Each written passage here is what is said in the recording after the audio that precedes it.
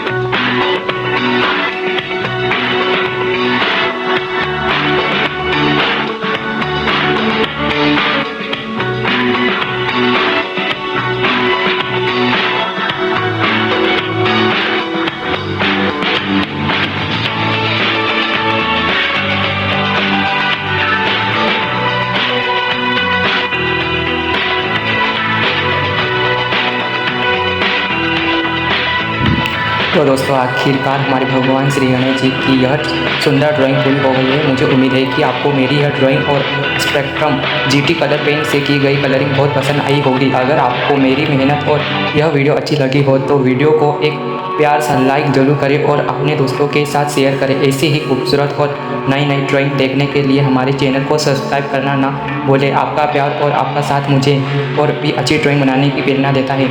मैं आपका दोस्त कपिल चौहान, मिलते हैं आपसे अपनी अगली वीडियो में एक नई सुंदर ड्राइंग के साथ। तब तक अपना ख्याल रखिए और मुस्कुराते रहिए। जय श्री गणेश।